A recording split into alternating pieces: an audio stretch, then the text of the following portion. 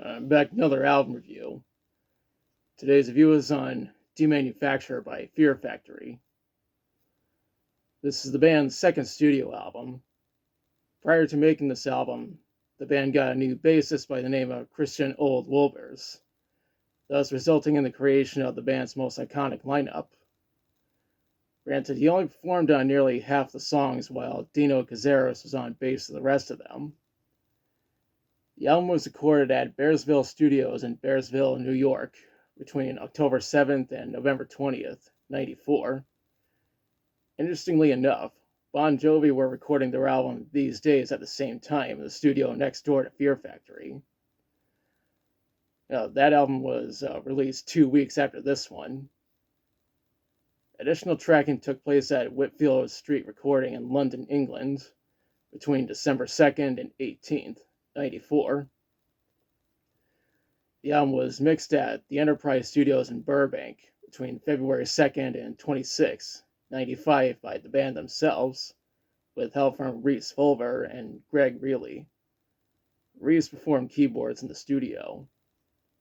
Additional keyboards were provided by Burton C. Bell and Rainer Diego. The mix assistant was David Haran. The engineers were Steve Harris and Zmago Sman. And they had assistance from Jake Davies and Scott Gormley. The album was mastered by George Marino at Sterling Sound. It was released on June 13th, 95 on Roadrunner Records. This is technically the first the first entry in a trilogy of concept albums. According to Icons of Fright, the concept revolves around a man's struggles against machine-controlled government, and each song is a chapter in his life. The album is kind of a loose concept, but they really doubled down on the Terminator influences. Now let's talk about the songs. The intro to this album is Demanufacture, which is, of course, the title track. It essentially sets the tone for what we're in for. The next track is Self-Biased Resistor. Most of the songs in this album were featured in the game Carmageddon from 97. After that is Zero Signal. For a lot of people, this is the first Fear Factory song they ever listened to, myself included. The opening cutscene to Carmageddon features this banger of a song, and it's fucking awesome. If that's not enough, it even features a sample from Terminator 2, Judgment Day, one of the greatest movies ever made. That's followed by Replica, which was released as a single on May 12th, 95. The song's music video is actually the first one that this band ever made. I left a link in the description. We follow up with New Breed. While Carmageddon features songs from this album, the sequel, Carmageddon 2, Carpocalypse Now, has a bunch of Iron Maiden songs. Beavis and Butthead will love that because they're Iron Maiden fans. Next up is Dog Day Sunrise, which was released as a single on February 22nd, 96. This is actually a cover of the song by Head of David, and I think these guys did the song justice. Up next is Body Hammer. The title fits perfectly, and you would know if you were to listen to this track. It's also pretty damn heavy. Right after that is Flashpoint. This album was the first time the band incorporated elements of groove metal. On a side note, Flashpoint is also the name of a project created to preserve Flash games. The following track is HK Hunter Killer. The title references the Hunter Killers from the Terminator movies. And this is my favorite song on the album. The second to last track is Piss Christ.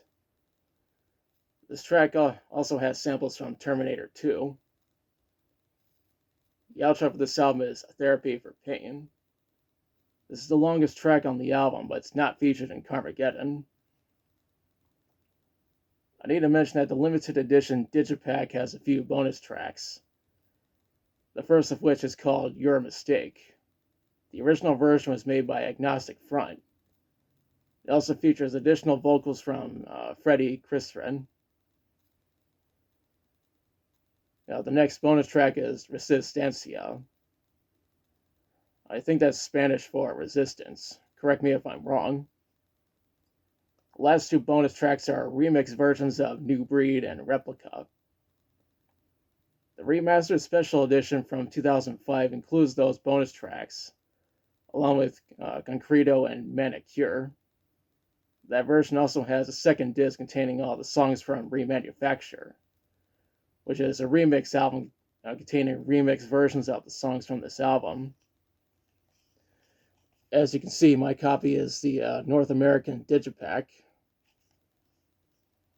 I probably should have gotten the 2005 remaster, but Remanufacture was pretty good and is way better than Deconstructed by Bush. When researching this album, I read that it is number 26 on the US Heatseekers, number 53 in the Netherlands, number 31 in Germany, and number 27 in the UK. The critics absolutely loved this album. Hell, Metal One gave it a perfect score. Now for my thoughts. I think this is a great album. Many people, including myself, say that this is the band's best album. It's 30 years old and it still holds up very well. Even though this is a concept album, the story is separate from that of Soul of a New Machine. Overall, I highly recommend this album. Now's the part where I question you. Have you listened to Demanufacture? If so, what do you think about it? What's your favorite song from it? If you have this album, which version do you have? Have you played Carmageddon? Let me know in the comments. If you liked the video, be sure to like, share, and subscribe. Be sure to press the notification bell to notify you of future videos. Thanks for watching, and I'll be back soon with another review.